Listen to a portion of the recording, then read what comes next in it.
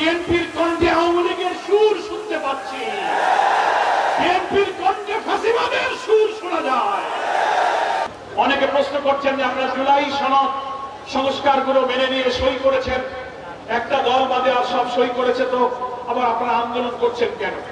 আমি বলেছি আমরা আন্দোলন করছি বিদ্যমান রাষ্ট্র ব্যবস্থা সংস্কার করে দুর্নীতিমুক্ত একটি প্রশাসনিক 6টি সংস্কার কমিশন যে করা হয়েছে, civil administration, judiciary, police, anti corruption এবং সব পর্যায়ের সংস্কার করে প্রধানমন্ত্রী রাষ্ট্রপতি ক্ষমতার ভারসাম্য কেউ যেন ফ্যাসিবাদী কর্তৃত্ববাদী হয়ে না উঠতে পারে, দুর্নীতিমুক্ত হতে পারে, এমন সংস্কারে আমরা প্রায় অধিকাংশ দল একমত হয়েছি।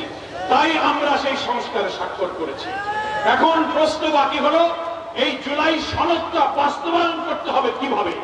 সেইটার আইনি ভিত্তির জন্য ঐক্যমত্য কমিশনের সিদ্ধান্ত হয়েছে জুলাই সনদ বাস্তবায়ন আদেশ নামে একটা প্রেসিডেন্সিয়াল অর্ডার জারি করতে হবে, তারপর একটা গণভোট দিতে হবে।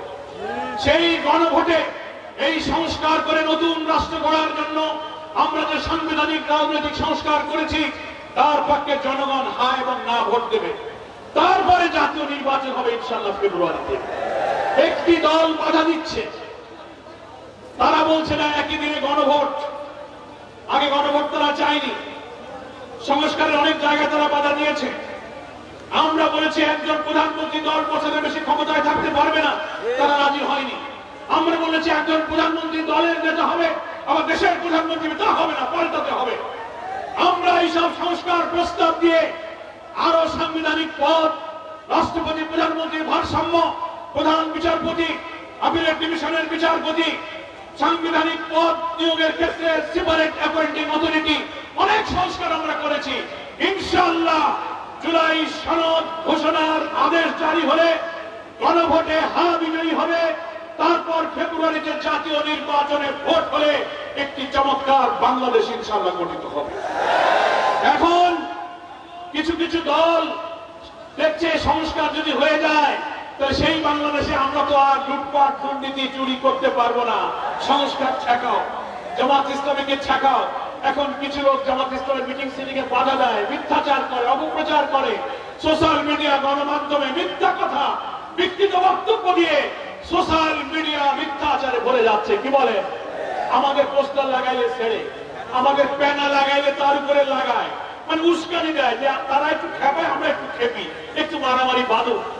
শিবিরের নেতা সাদ্দাম বলেছে আমরা কোনো উস্কানিতে পা দেব না। কি বলেন ঠিক কিনা?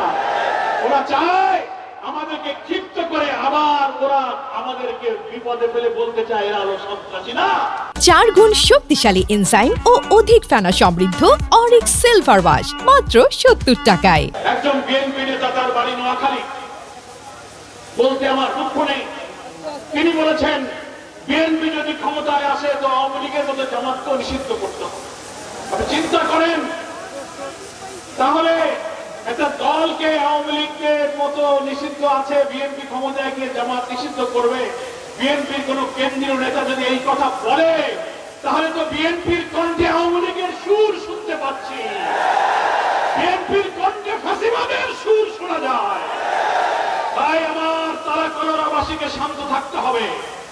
পায়ে পাড়া দিয়ে গন্ডগোল করবে, পোস্টার ছিঁড়বে, হামলা করবে, আমরা আমাদের প্রিয় নবীর শ্রেষ্ঠ উম্মতের মতো অসীম ধৈর্য দিয়ে নির্বাচন পর্যন্ত আমরা ধৈর্য ধারণ করব। ধৈর্যের বিনিময়ে বিজয়, ধৈর্যের বিনিময়ে বিজয় আমরা পাবো। ওরা সংঘাত সৃষ্টি করে আমাদেরকে বিশৃঙ্খলার দিকে নিতে চায়।